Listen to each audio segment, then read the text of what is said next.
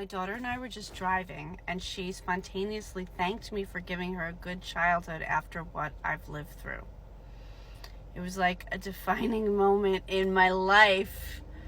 And before I tell you how profound it was, because, she's 12. For a 12-year-old to understand that and to say that is just beyond my comprehension. I want to use an analogy to explain why this is profound that my daughter said that.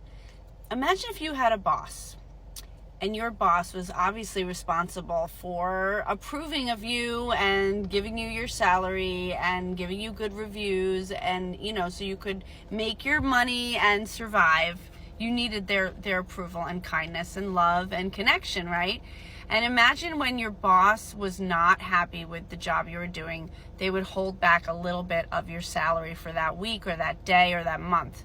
So you would begin to be so anxious about your performance and be so fearful of your boss that your whole relationship to your boss would change. It would become about survival. The relationship would become about survival.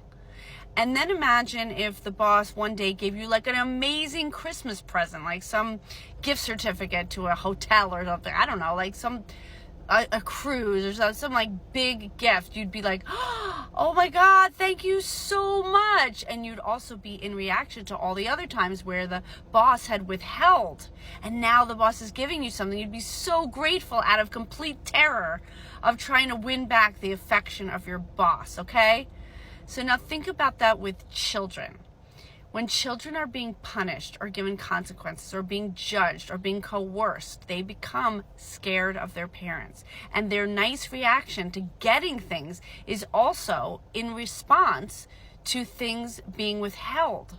So a lot of times kids are grateful and are in thank you, or people pleasing because they are so scared of the other side of the dynamic of being controlled. Does that make sense?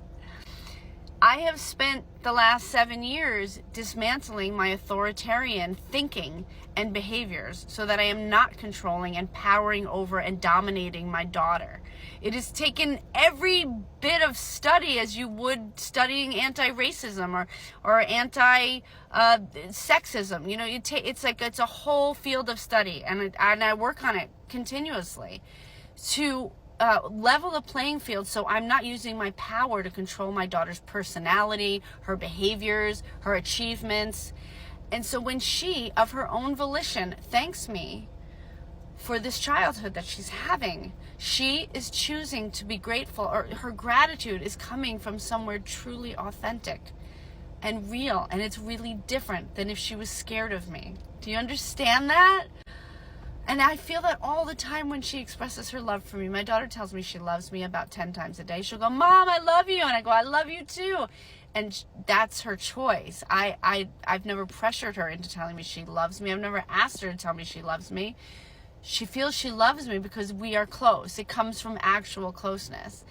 So I always try to explain to parents the reason why you want to take apart your control patterns with your child is so there can be a free love between you, a love that is free, a free love that is give and take, not a love that is out of fear and power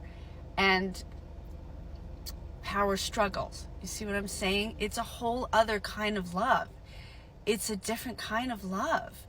And it's so worth it, even though it's so much work to have to change who you are, to change how you think, to work on your childhood, to have feelings you never wanted to feel.